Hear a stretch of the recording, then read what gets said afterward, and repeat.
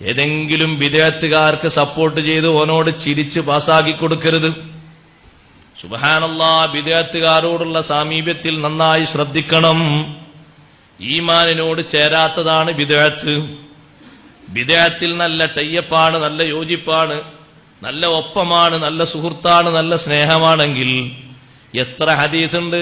മൻ ദഹിക ഇലാ മുബ്തദിഇൻ, ഒരു മുബ്തദിയിലേക്ക് ഒരാൾ നോക്കി ചിരിച്ചാൽ നസഅ അല്ലാഹു മിൻ ഖൽബിഹി നൂറൽ ഈമാൻ, ഈമാനിന്റെ ഒളിവ് അവന്റെ കൽബിൽ നിന്ന് അല്ലാഹു ഊരിയെടുക്കും.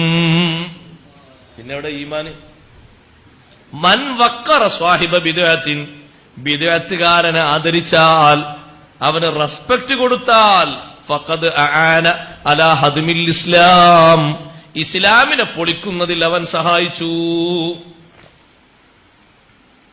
അങ്ങനെ വിദ്യാർത്ഥികാരോട് നമുക്ക് അമർഷം ഓലെ വ്യക്തിപരമായുള്ള വിദ്വേഷമല്ല, ആദർശ രംഗത്തോടുള്ള വിയോജിപ്പാണ്, വേറൊന്നുമില്ല.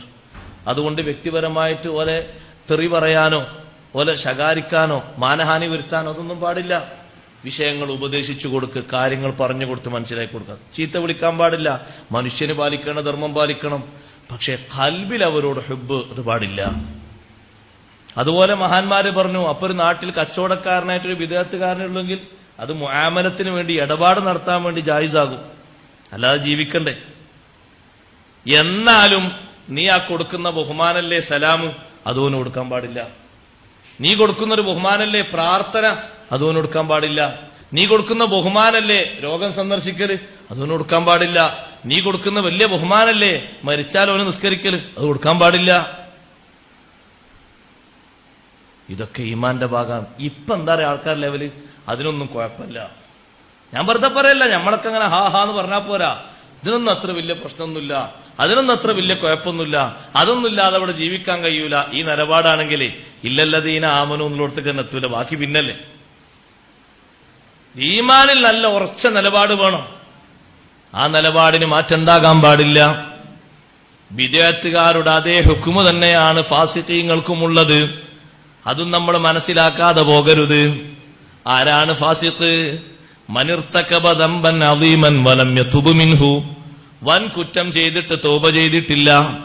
ഔ അസറ അലാ സഗീറ, അല്ലെങ്കിൽ ചെറുദോഷത്തിൽ അവൻ എന്നും അങ്ങനെ ഉറച്ചു നിൽക്കുന്നു, എന്നും അങ്ങനെ ചെയ്യുന്നു. ഇവൻ ഫാസിഖാണ്. ബിദ്അത്തുകാരനെ തുടർന്ന് നിസ്കരിക്കാൻ പാടില്ലാത്തതുപോലെ ഫാസിഖിനെയും തുടർന്ന് നിസ്കരിക്കാൻ പാടില്ല. ബിദ്അത്തുകാരനോട് സലാം പറയാൻ പാടില്ലാത്തതുപോലെ ഫാസിഖിനോടും സലാം പറയാൻ പാടില്ല. ബിദ്അത്തുകാരനെ സ്നേഹിക്കാൻ പാടില്ലാത്തതുപോലെ ഫാസിഖിനെയും സ്നേഹിക്കാൻ പാടില്ല.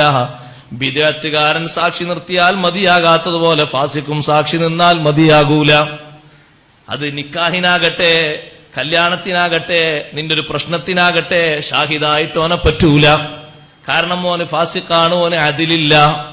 ഫാസിഖിന് അദിലുണ്ടാകൂല, നീതി ഉണ്ടാകൂല. ഓനാ ഫിസ്കിൽ നിന്ന് മാറി വരണം.